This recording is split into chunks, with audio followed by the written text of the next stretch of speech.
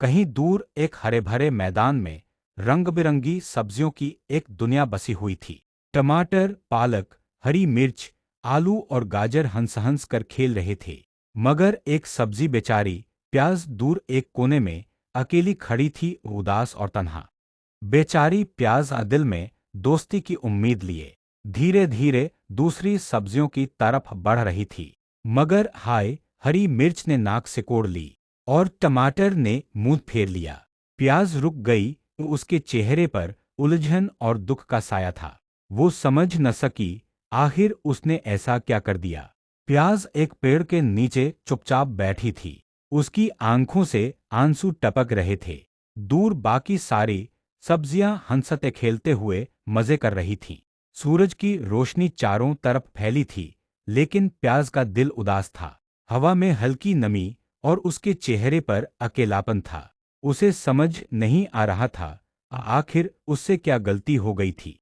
अचानक आलू मियाँ ने अपनी आंखों को जोर जोर से मलना शुरू कर दिया। उनकी आंखें लाल हो गई थीं, आंसू बह रहे थे।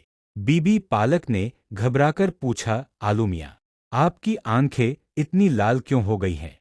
जब आलू मियाँ ने आईने में अपनी सूजी हुई आंखें देखीं तो उनके मुंह से चीख निकल गई। धूप बहुत तेज थी, सूरज आसमान में आग बरसा रहा था। अचानक हरी मेर बेगम लड़खड़ाकर जमीन पर गिर गईं। अरे, हरी मिर्च को क्या हो गया? सब्जियां चिल्ला उठीं। गर्मी इतनी ज्यादा थी कि उन्हें लू लग गई थी। सारी सब्जियां दौड़ती हुई उनकी तरफ भागीं। चारों तरफ अफरा-तफरी मच गई। हाय, अचानक एक छोटी सी मधुमक्खी आई और भिंडी को डंक मार गई। बचाओ बचाओ, भिंडी चिल्लाते हुए इधर-उधर उछल रही थी। उसने अपना हाथ पकड़ लिया और दर्द से रोने लगी। मधुमक्खी तो कब की उड़ चुकी थी, लेकिन सब्जियों के शहर में हंगामा मच गया। सब इधर-उधर भाग रहे थे, जैसे चारों तरफ कोई तूफान आ गया हो। डॉक्टर बैंगन ने चश्मा पहना और स्टेथोस्कोप गर्दन में डाला। सबसे पहले उन्होंने आलू मियाँ की जांच की, फिर हरी मिर्च बेगम को देखा और आखिर में भिंडी की हालत का जायजा लिया। सभी सब्जियां गोल घेरा बनाकर चुपचाप देख रही थीं, हर चेहरे पर चिंता साफ झलक रही थी। डॉक्टर साहब ने गहरी सोच में गर्दन हिलाई। हम कुछ न कुछ तो जरूर है। डॉक्टर बैंगन सब्जियों के सामने खड़े हो गए। उन्होंने एक बोर्ड की तरफ इशारा किया, जहां प्याज के फायदे लिखे थे।